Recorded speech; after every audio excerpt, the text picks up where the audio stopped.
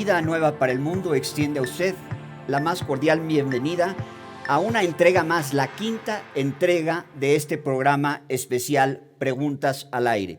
Nosotros transmitiendo desde el norte de la Ciudad de México y tenemos el privilegio, el gusto, que nos va a responder estas inquietudes el doctor Armando Alducin desde Dallas, Texas, al cual extendemos un caluroso saludo. Doctor Armando Alducin, ¿cómo está usted? ¿Qué tal? Muy buenos días. Muy bien, gracias a Dios. Aquí en Dallas ya están abriendo casi todos los centros comerciales, restaurantes. Parece que ya está regresando aquí ya la calma, gracias a Dios.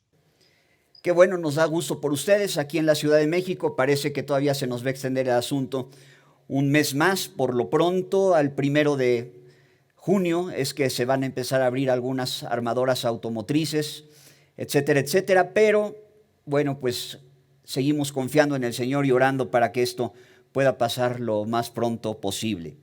Doctor Alducin, respondiendo a las inquietudes de las personas que tanto nos han solicitado de su parte la respuesta a diferentes cuestionamientos, está uno con respecto a China, dado que China ahora mismo ocupa y es el hogar de la quinta parte de la población mundial, con un total de 1.400 millones de ciudadanos.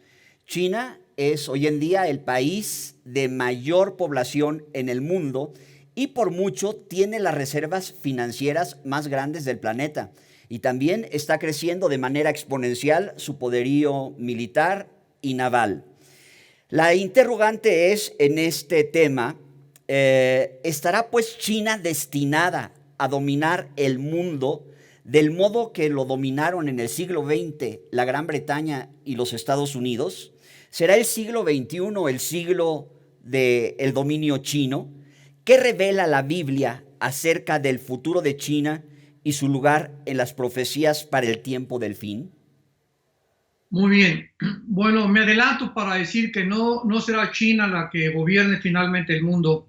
Lo voy a ir desarrollando poco a poco.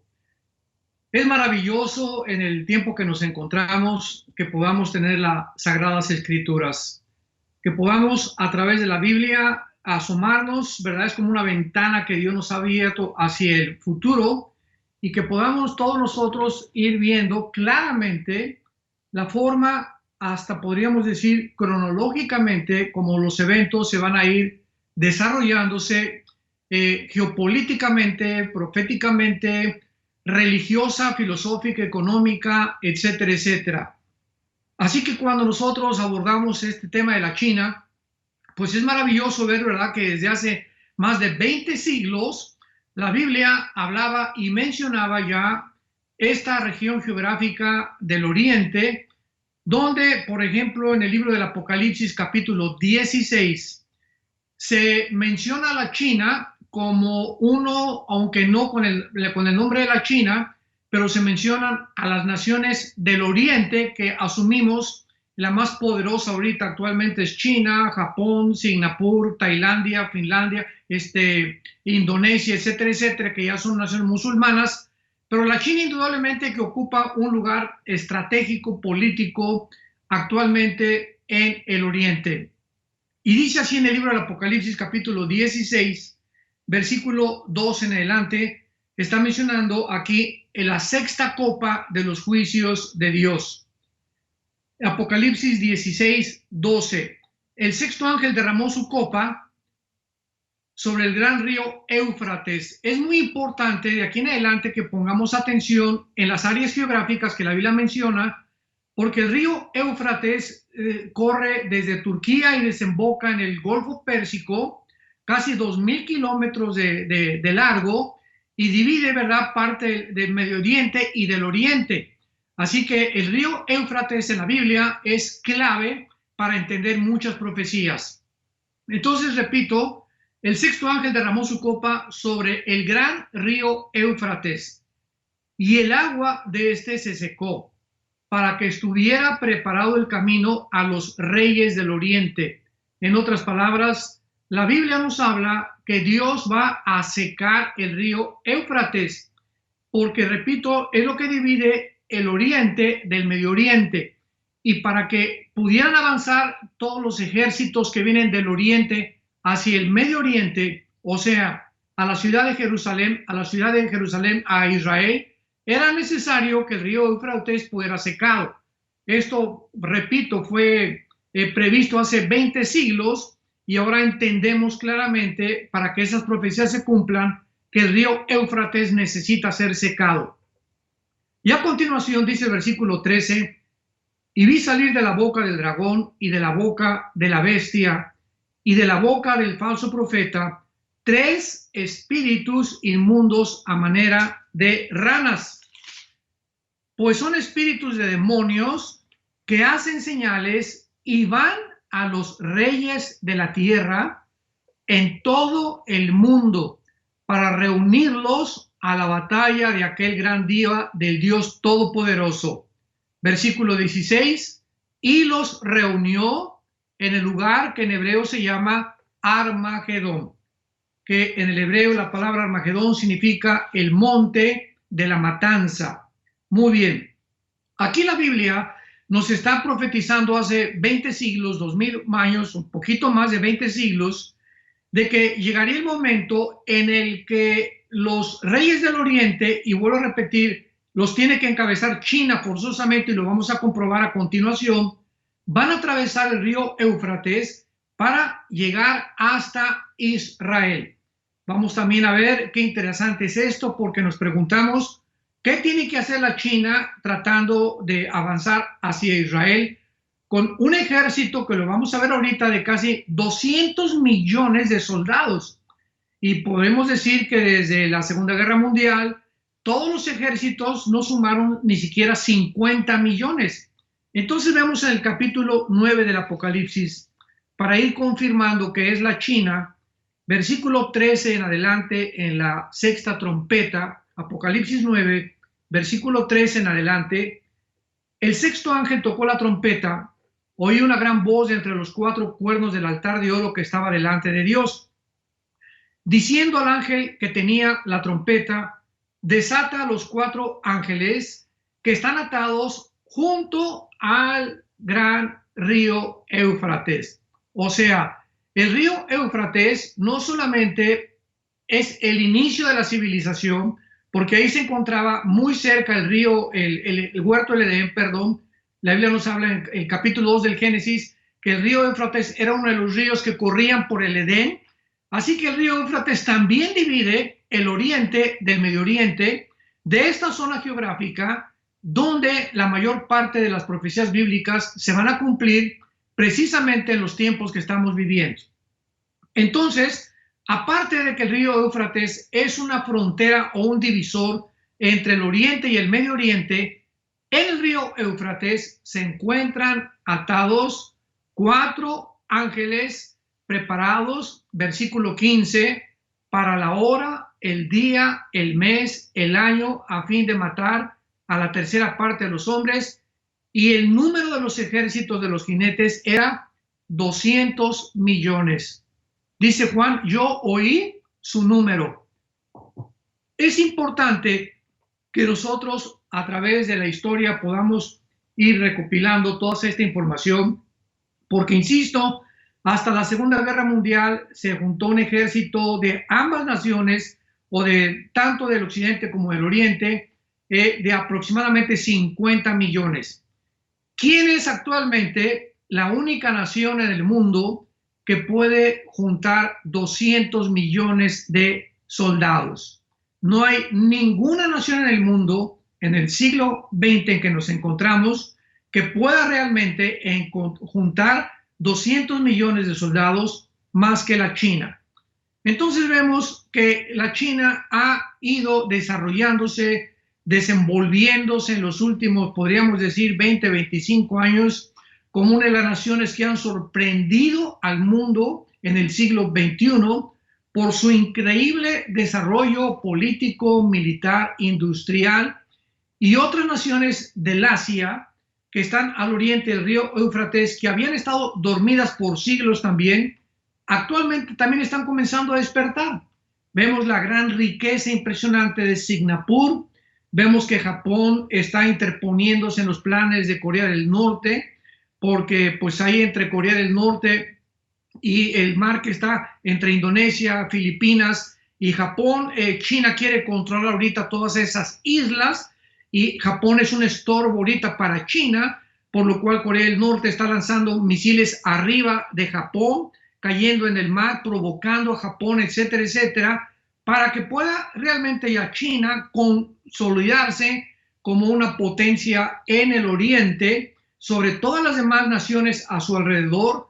Y esto es precisamente lo que va a suceder de acuerdo a las profecías bíblicas.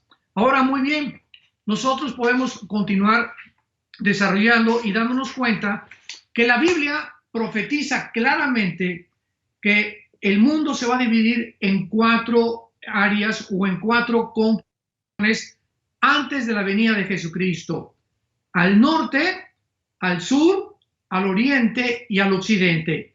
En el norte tenemos en la Biblia a Rusia, a Turquía, a Irán y a Siria. Este conglomerado de naciones van a formar parte de la Confederación Bíblica del Norte. En el sur va a estar las naciones islámicas de Egipto, Libia, Sudán, Etiopía, etcétera, etcétera. Al occidente, o sea, en el área donde nos encontramos ya nosotros, vamos a tener a Europa, que el anticristo va a surgir de una de las naciones que formaron antiguamente el Imperio Romano, y el Medio Oriente, porque va a haber naciones del Medio Oriente, no del Oriente, acordémonos, el Oriente es ya de Irak, de Irán, hacia la derecha, que ya son las naciones de China, Japón, Tailandia, etcétera, etcétera, Indonesia, etcétera, etcétera. Entonces, del Medio Oriente es importante separarlo del Medio Oriente. Y al oriente, pues tenemos las naciones al oriente del río Éufrates, que acabamos de mencionar, que tratarán de invadir el Medio Oriente cuando sea la batalla del Armagedón. Ahora, muy bien, es importante también que nosotros recordemos que ha sucedido un conflicto y veamos cómo va avanzando todo esto, cómo las profecías se van acomodando mientras más avanzamos en el siglo XX hacia un mundo donde las profecías bíblicas, insisto, hace 2500 años, los profetas hebreos delinearon claramente las naciones que iban a conformar la última etapa de los gobiernos mundiales, y entre ellas se encuentra la China, de lo cual estamos hablando. Ahora, muy bien, hace algunos años la China creció de una forma impresionante en su economía. Recordamos que todavía hace 5 o 6 años tú comprabas chanclas, guaraches, relojes, camisas y todo decía Made in China, hecho en la China. Gorras, cachuchas, trajes de baño. Bueno, impresionante cómo el mercado chino invadió el mercado norteamericano.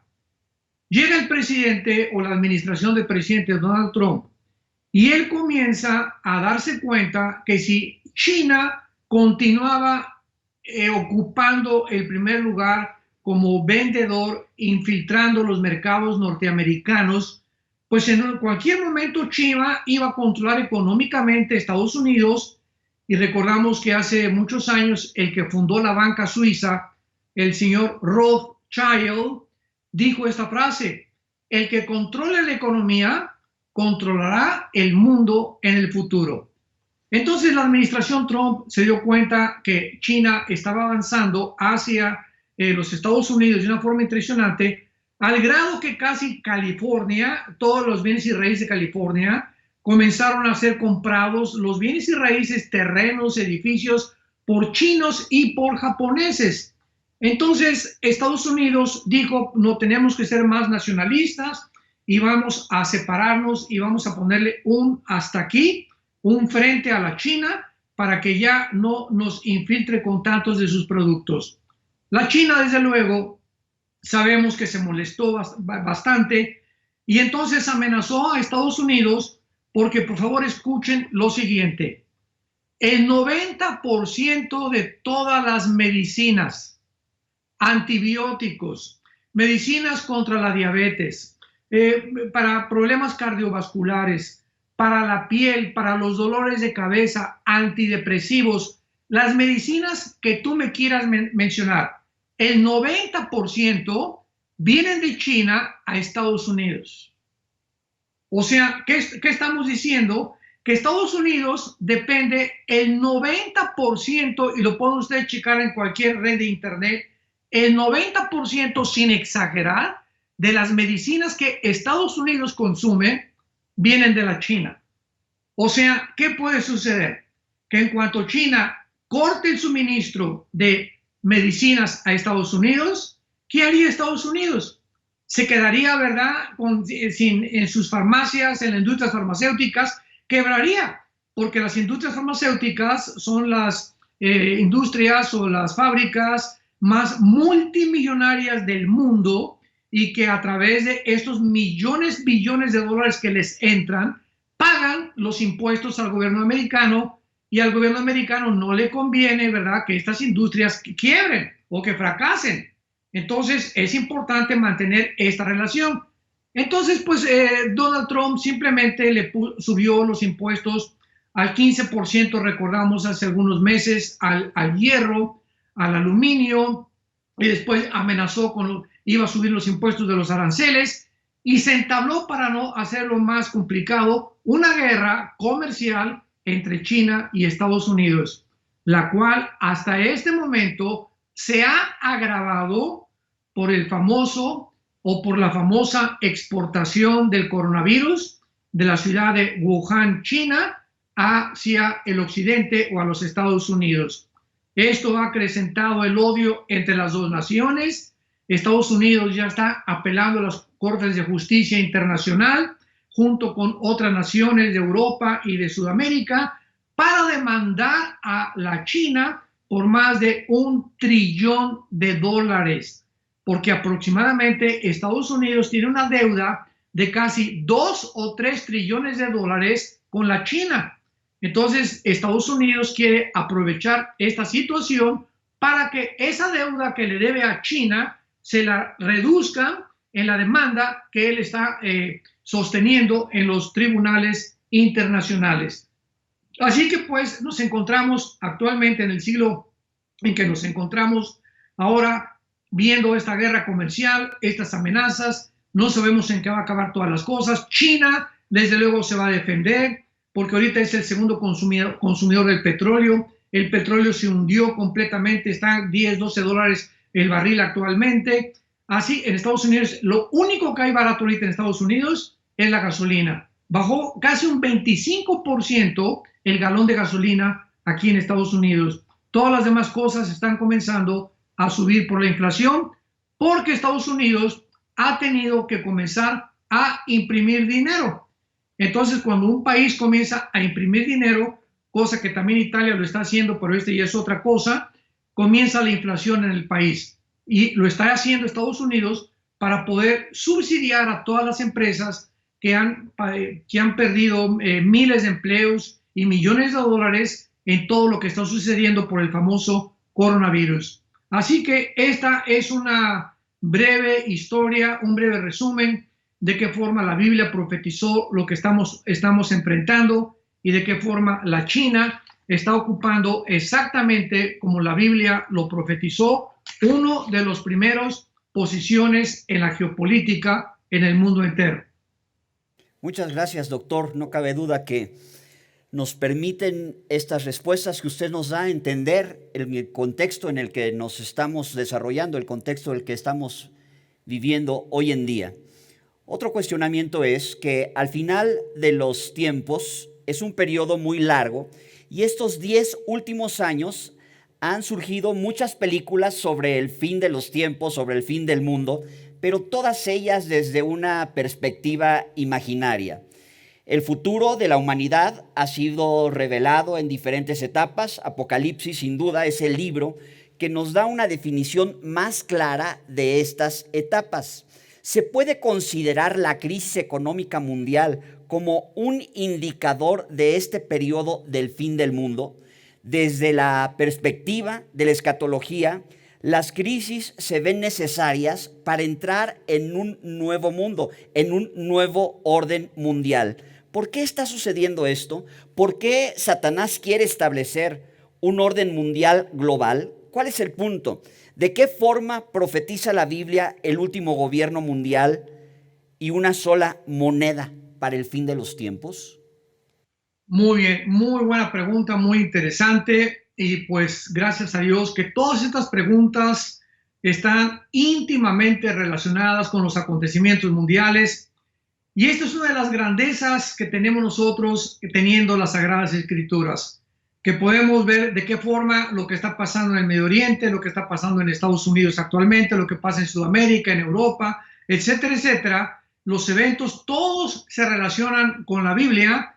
Y mientras los expertos en la ecología, los expertos en la ciencia, en la microbiología, en la virología, etcétera, etcétera, andan confundidos y continuarán confundidos, tenemos la palabra profética más segura, a la cual haríamos bien en estar atentos como a una antorcha que alumbra hasta que el Señor regrese por nosotros. No cabe duda que en el siglo XX surgieron varias ideologías para lograr gobiernos más efectivos política, social y militarmente. Sin embargo, no fue hasta el siglo XX cuando hemos podido constatar el derrumbamiento de todas las ideologías que anteriormente se pusieron en práctica, pero que hasta llegar el siglo XX vimos que los gobiernos han fracasado de una forma estrepitosa. Por ejemplo, termina la Primera Guerra Mundial en 1918, de 1914 a 1918, 4 años de la Primera Guerra Mundial, y en el siglo XIX se habían reunido ya dos, podríamos llamarles filósofos llamados Carlos Marx y Federico Engels, y comenzaron entre los dos a aportar sus ideas en el libro del capitalismo y el manifiesto comunista. Estos hombres, Carlos Marx era judío, muy inteligentes y no podemos negar ahora sí que la amplitud de su pensamiento y cómo desarrollaron este sistema de ideología que se llamó el comunismo y que más tarde cambió el nombre al socialismo. Y ahora pues ya es un socialismo capitalista, o sea, no me quiero adelantar.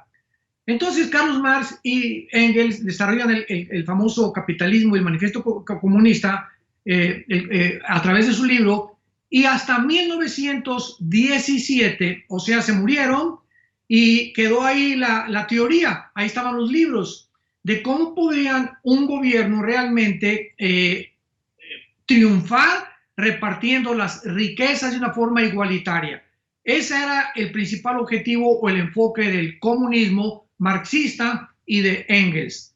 Entonces llega en Rusia al poder un hombre llamado Lenin, Nikolai Lenin, gracias a que el último zar, Nicolás II, fue el último, ahora sí que fue una serie de zares durante el siglo XIX, XVIII, XIX y principios del XX, que oprimieron tanto a la gente, los zares en Rusia, que la gente estaba cansada completamente de esta opresión y buscaban ya la libertad, se sentían ahogados de que el gobierno no se fijara en ellos y tener una vida, los zares, impresionantemente de lujos.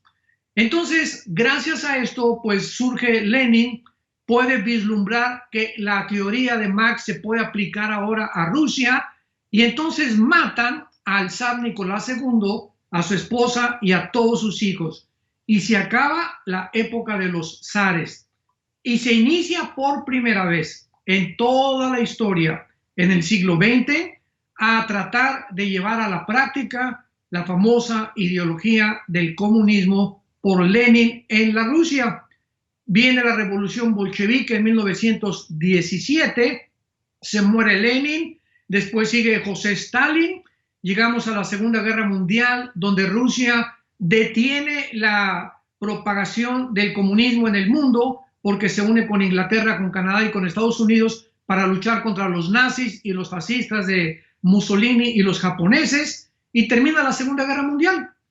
Al acabar la Segunda Guerra Mundial, el modelo que comenzó el mundo a seguir de gobierno, estamos hablando del gobierno, todo esto lo tenemos que comunicar para que veamos que si no conocemos la historia, no podemos ver los antecedentes que dan lugar a lo que estamos actualmente viviendo. Entonces sí es importante regresar para ver la raíz, porque si no tenemos la raíz y queremos cortar una rama, el problema no es la rama del árbol, sino la raíz que produce el fruto podrido. Entonces tenemos siempre que regresar a la raíz si queremos tratar de analizar la historia y qué es lo que está pasando. Muy bien, termina la Segunda Guerra Mundial y Estados Unidos gana la guerra con Canadá, Inglaterra y Rusia. Rusia se retira de Europa porque avanzó hacia Berlín con los ingleses en la invasión de Normandía en Francia y con Canadá y Estados Unidos, y fue la forma como llegaron por un lado del este de Rusia, por el otro lado los ingleses y Estados Unidos a Berlín, rodearon a Hitler. Hitler sabemos que se pegó un tiro con su esposa Eva Braun, y entonces el mundo enfrenta un nuevo modelo de ideología para gobernar llamado el capitalismo. Muy bien, el capitalismo comenzó entonces a gobernar o a expandirse por el mundo entero y casi todas las naciones estuvieron de acuerdo en seguir el modelo de Estados Unidos porque funcionó durante bastante tiempo. Y esta forma de gobernar triunfó porque tenía la ventaja de que le daba completa libertad a los empresarios, libertad también a la ciudadanía, libertad de expresión, etcétera, etcétera. Entonces, al entrar al siglo que nos encontramos, al siglo XXI, descubrimos que el capitalismo fracasó también. O sea, como decía Winston Churchill, dentro de los sistemas que más o menos ideológicamente funcionan para gobernar, es el capitalismo, pero no es el perfecto. O sea, no hay ningún sistema de gobierno, llámese comunismo, llámese socialismo, llámese capitalismo, monarquía, etcétera, etcétera, que pueda funcionar mientras el ser humano se encuentre detrás. Porque el problema no es tanto el gobierno ni la ideología, sino el ser humano con las imperfecciones que tenemos todavía los seres humanos. No tenemos una visión completa de cómo es el mundo ni cómo puede funcionar el mundo, y es lógico que también tuviera que caer el capitalismo. Otros más progresistas liberales se inclinaron más hacia un control de gobierno en asuntos sociales y económicos después de que ahora la democracia ha comenzado a caer. Vemos nosotros que ahora cuando hablamos de democracia estamos hablando del origen etimológico de la palabra democracia. Demos, kratos, demos, pueblo, kratos, gobierno, en el griego, que significa democracia, el gobierno del pueblo.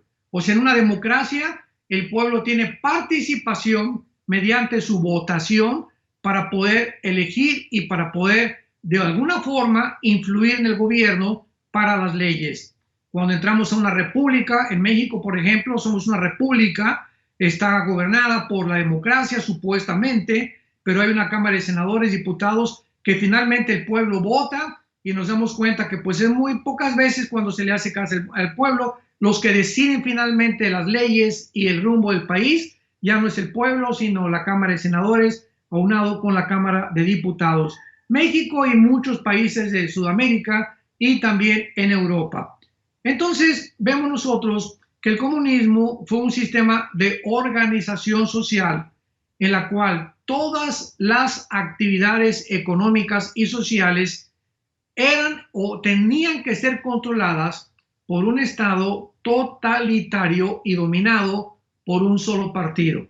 Esto es lo que es el comunismo. Es muy importante entenderlo. El socialismo, que es más o menos, en México decimos, es la misma gata pero revolcada. O sea, casi es el comunismo pero con otro disfraz. Es una teoría o un sistema de una organización social que apoya la repartición de las propiedades, el control de los medios de producción y distribución del capital, las tierras, en otras palabras, es la comunidad de un todo o todo. Este es el problema del socialismo. ahora que el presidente Obama gobernó Estados Unidos, lo recordarán ustedes antes de Trump. ¿Se acuerdan ustedes que cayó la bolsa en el 2008 777 puntos y comenzaron a caer las fábricas de carros, a hundirse económicamente? Comenzaron muchas empresas se hundieron, y el gobierno de Obama, porque él es socialista, el Partido Demócrata en Estados Unidos es socialista actualmente todavía, trataron de aprovecharse de este caos económico para subsidiar o prestarles dinero a los bancos, a las empresas, a las fábricas de carros, para que de esta manera las fábricas de carros, las empresas y los bancos quedaran esclavos a merced del gobierno norteamericano, porque esta es la forma en la que el gobierno socialista se aprovecha cuando hay pobreza para endeudar todavía más al pueblo y para que pueda entonces el gobierno tener mucho más acceso al control del pueblo. Y el capitalismo, que fue el tercer sistema que vimos de gobierno, es un sistema económico en el cual la inversión y la propiedad de los medios de producción o distribución e intercambio de las riquezas son hechos y mantenidos principalmente por individuos y por empresas o por corporaciones. Entonces, dentro de estos sistemas de gobierno, repito, el capitalismo es un poquito mejor, porque el comunismo ha sido denunciado como un sistema, y la historia nos da evidencia de esto, ateo, autoritario, humanista, materialista, que restringe la libertad de expresión.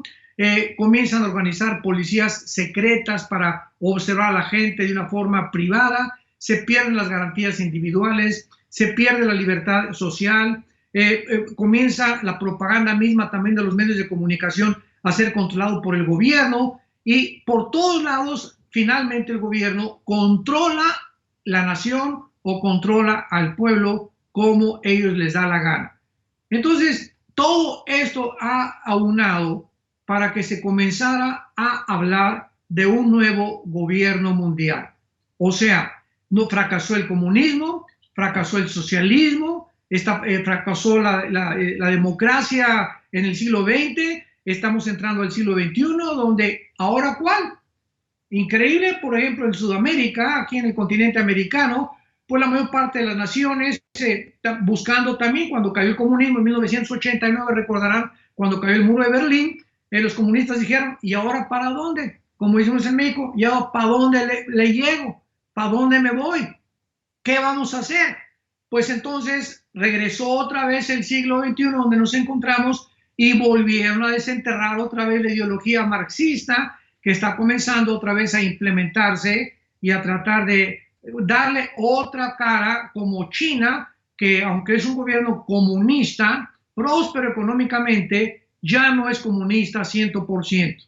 Es ahora comunista capitalista. Háganme el favor. O sea, ya nos damos cuenta que no hay partido, no hay ideología, todo es un revoltijo, es una ensalada del chef, lo que el mundo ha hecho al llegar al siglo XXI, y pues estamos completamente perdidos en todas estas situaciones. Y ahora se habla pues del nuevo orden mundial, donde la Biblia profetizó hace 2000 años que ni el comunismo, ni el socialismo, ni el marxismo, ni las monarquías iban a gobernar el mundo antes que Cristo regresara, sino que se iban a unir 5 naciones de Europa con 5 naciones del Medio Oriente, se iban a unir, y estas 10 naciones, 5 del Medio Oriente y 5 de Europa, tenían que haber formado parte del antiguo Imperio Romano. Y cuando estas 10 naciones se unan en un G10, entonces un hombre llamado el Anticristo, o la bestia, o el hombre de pecado, en la Biblia se le llama de muchos títulos, va a surgir en medio de estas 10 naciones, y él va a controlar el mundo por medio de la economía, con la famosa marca del Anticristo, que es el 666, del cual ya hablamos anteriormente. Entonces ahorita, todo lo que está ahorita pasando en Europa, se sale Inglaterra de la Unión Europea. Ahorita Alemania dice, ¿por qué tengo que estarle dando impuestos también a la Unión Europea? Y finalmente, ¿qué es la Unión Europea? Que nos ha convenido haber estado pagando impuestos y haber sacrificado la moneda alemana para poder tener un euro. Entonces hay una crisis ahorita en Europa económica que está suscitando y preparando el caldo de cultivo para que Europa llegue al punto donde actualmente lo podemos ver, que es un caos total, donde ya el Banco Central Europeo, el Fondo Monetario Internacional, no tiene dinero para subsidiar ya a Italia, a Grecia, a España y a Portugal, que son las 4 naciones que están hundidas económicamente. Italia está tratando ahorita de fabricar dinero, porque Alemania ya no le puede prestar, el Banco Central Europeo no le puede prestar, el Fondo Monetario no le puede prestar. Entonces viene una inflación en varios países que es la única manera de salir a flote imprimiendo más billetes, lo cual va a ocasionar, repito, una inflación desproporcionada que acaba a la larga de ser peor la medicina, el remedio, que la enfermedad. Entonces, el mundo está, damas y caballeros que nos escuchan, familia de Dios, nos encontramos en el punto en que la Biblia profetizó hace 2000 años para que todo esto acontezca, y está aconteciendo como lo estamos viendo y cómo se ha ido desarrollando a través de los años, sobre todo los últimos siglos, 2 siglos, para que nos demos cuenta que la Biblia es la palabra de Dios, que no tenemos por qué tener miedo, no tenemos por qué temer. Jesús dijo, he aquí os lo digo antes, para que antes que suceda, se acuerden que yo se los mencioné. Doctor, muchísimas gracias. Pues dentro de este contexto, un protagonista ineludible es el pueblo de Israel, que como lo conocemos hoy en día inicia en 1948 con su declaración de independencia. Este fue un hecho histórico después de haberse mantenido el pueblo de Israel por casi 2000 años disperso en todo el mundo hasta que David Ben Gurión, el 14 de mayo de 1948, lee la Declaración de Independencia del Estado de Israel en las Naciones Unidas. Algunos teólogos afirman que Israel es el reloj profético de Dios. ¿Por qué el regreso de Israel en 1948 a su tierra marcó la cuenta regresiva de las profecías de los últimos tiempos?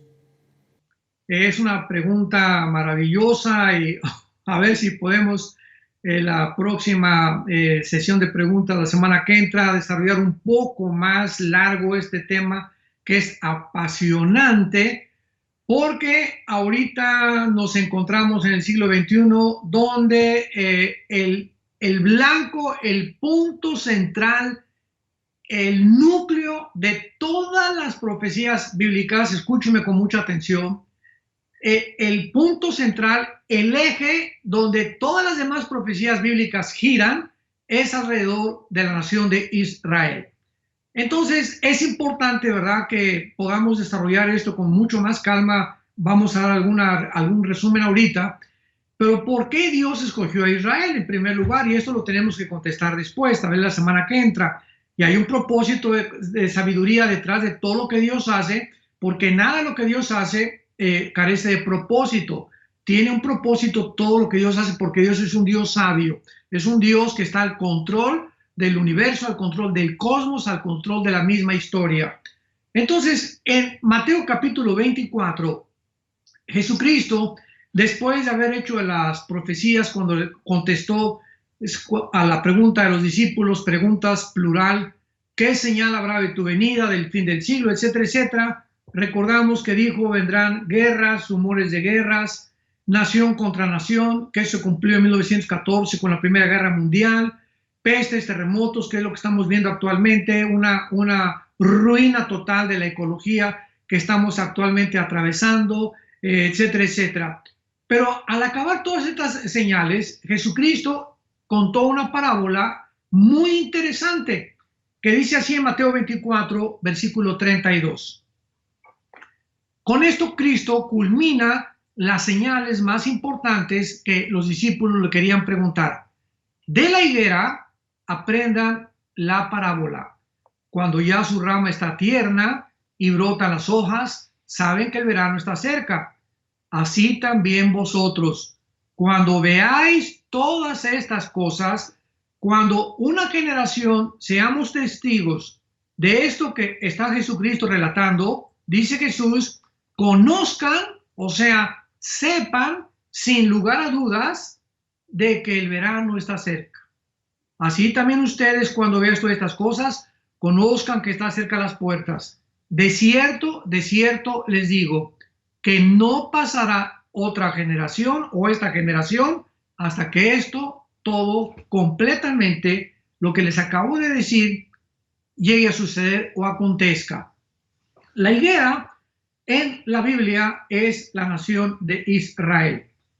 Cuando el 14 de mayo de 1948, después de cerca de 2000 años, el mundo, ahorita el mundo del siglo XXI, toda la generación que nació en los 40, 50, que tiene ahorita 75, 80 años más o menos de edad, recuerdan, ¿verdad?, vagamente lo que sucedió, la nueva generación de los milenistas actualmente, pero no se acuerdan ni siquiera de la Segunda Guerra Mundial, ni cómo fue la Segunda Guerra Mundial, ni la Primera Guerra Mundial, y por eso cometemos los errores, porque la historia nos enseña que no aprendemos de la historia. Las lecciones que una parte de la historia nos enseñaron, viene otra generación y todas estas lecciones se olvidan porque la nueva generación quiere participar de otras experiencias sin darse cuenta que la historia nos va a respaldar para no cometer los mismos errores. Entonces, después de casi 2000 años, vemos nosotros que el mundo entero se quedó estupefacto, asombrado, cuando Israel fue dispersada en el año 70 después de Cristo hasta 1948, regresa a su tierra gracias a que después de la Segunda Guerra Mundial los nazis fueron descubiertos con sus crímenes, con su crueldad, más de 6 millones, casi 7 millones de judíos mataron y otras nacionalidades también queriendo crear la raza del Partido Nacional Socialista, la raza aria, etcétera, etcétera. Israel se renace o resurge de la historia nacionalmente como un Estado soberano, libre e independiente. ¿Por qué es importante que esta nación, para contestar concretamente la pregunta, es una de las evidencias de que estamos en los últimos tiempos? Simplemente porque si Israel, escuchemos con mucha atención, si Israel no hubiera regresado en el 48, ¿a quién iba a perseguir el anticristo? Pregunta número 1. Pregunta número 2. Si Israel no hubiera regresado, entonces, ¿cómo podía la Biblia profetizar que iban a reconstruir el tercer templo? Pregunta número 3. Si Israel no hubiera profetizado, ¿a quién iba Dios a sellar? En Apocalipsis 7, que menciona 144,000, que cuando la iglesia salga de este mundo, 144,000 judíos se van a encargar de predicar este evangelio en el fin del mundo y entonces llegar al fin. O sea, la evangelización final de la historia les va a corresponder a los 144,000 judíos, no a la iglesia. La iglesia ahorita parece que ha fracasado en el evangelismo. Sabemos que ya tenemos años donde ya casi no hay cruzadas evangelísticas y donde ya no se predica el arrepentimiento, no se predica ya sobre el pecado, etcétera, etcétera. Entonces, Dios va a volverse a Israel otra vez para cumplir la semana 70, que es otro tema, y los judíos van a predicar antes de que Jesucristo regrese. Cuando Israel regresa en el 48, resurge nacionalmente y Dios comienza a enviarnos un mensaje a nosotros, la iglesia. En otras palabras, por casi 2000 años, Dios levantó a la iglesia, que somos el cuerpo de Cristo, para sustituir a Israel, porque Israel rechazó al Mesías. Entonces, Dios se concentró en nosotros, en la iglesia, y casi en todos estos 2000 años de historia, Dios ha puesto sus ojos sobre la iglesia y parecería que ya Israel salió completamente fuera del plano de Dios, pero no es así. En el 48, cuando regresan los judíos, es como si Dios nos ha visto durante casi 2000 años y de repente hace una pausa Dios y se voltea otra vez después de casi 1500 años hacia los judíos y les permite regresar a Israel para recordarnos a los cristianos, Romanos capítulo 11, que no nos endurezcamos, que no nos ensoberbezcamos, creyendo que ahora ya Dios es el que tomó la iglesia, Israel ya Dios acabó con él, ya no tiene nada que ver con ellos, y esto es muy peligroso, se llama la teología del reemplazo, que es una herejía. Romanos 9, 10 y 11 nos habla que Dios no ha terminado con Israel. Entonces Dios se voltea con Israel y ahora nos anuncia a nosotros que va a terminar con Israel cuando la iglesia desaparezca de este mundo. Así que es maravillosa la forma como Dios ha trabajado últimamente con Israel y de qué forma nos ha mostrado que verdaderamente a Israel, tal vez la semana que entra vamos a continuar profundizando las guerras de Israel y la relación que tienen con el mundo que estamos viviendo para comprobar una vez más que la palabra de Dios es viva y eficaz, más cortante que toda espada de dos filos y penetra hasta partir el alma y el espíritu, las coyunturas y los huesos. Y si tú eres una persona que nos estás viendo y que tal vez no has tenido la oportunidad de poder darte cuenta, concientizarte que la vida está en un hilo en todos nosotros, en cualquier momento ese hilo se revienta, en cualquier momento Dios te llama al cielo, o si te mueres sin Cristo te condenas eternamente en el infierno. Tú tienes que considerar esto, tú que nos estás escuchando, y arrepentirte de tus pecados. Yo te pido en este momento que tú te arrepientas de tu vida, que le pidas perdón a Dios, que te des cuenta que sí hay una palabra, que sí hay una forma de poder vivir seguro, con esperanza, con tranquilidad, y que podemos finalmente permanecer en esta esperanza hasta el fin a la que todos hemos sido llamados. Si tú quieres en este momento arrepentirte de tus pecados y creer que en esa cruz Cristo pagó por ellos, por tus pecados y por mis pecados, y que tú tienes ahorita que arrepentirte y creer en Él, en lo que Él hizo en la cruz, Él va a entrar a tu vida como tu Señor y como tu Salvador. Simplemente ahí, desde donde tú estás, en cualquier lugar en que tú te encuentres, cierra tus ojos y dile: Padre, te pido perdón por mis pecados. Me arrepiento sinceramente de mi vida. Te pido que entres a mi corazón como mi Señor y mi Salvador. Creo que en la cruz pagaste con tu sangre por ellos, y como creo que vives, porque a los 3 días, una vez que fuiste enterrado, fuiste resucitado, y ahora puedes tú entrar a mi vida como mi Señor y mi Salvador.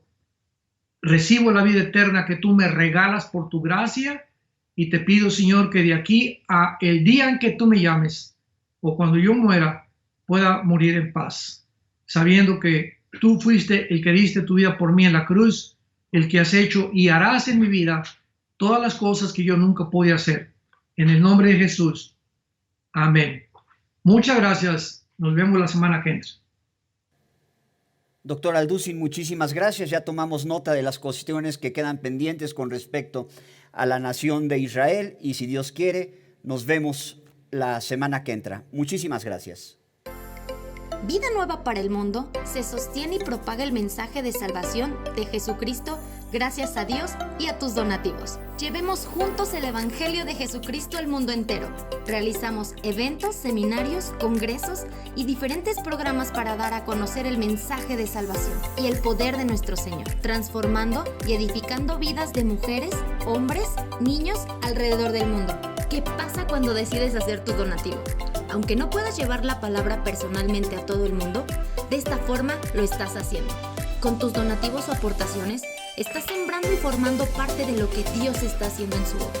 Estás ayudando a traer luz a la oscuridad, paz al conflicto y esperanza a los que no tienen ninguna. Dona desde México.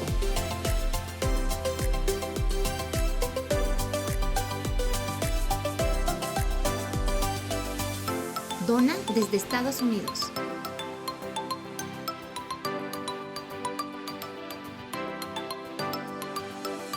Para el resto de donaciones de otras partes del mundo, www.vidanuevaparelmundo.org.mx/dona. Estamos cumpliendo la gran comisión. Por tanto, vayan y hagan discípulos a todas las naciones, bautizándolos en el nombre del Padre, del Hijo y del Espíritu Santo, enseñándoles que guarden todas las cosas que les he mandado. y he aquí que yo estoy con ustedes todos los días hasta el fin del mundo.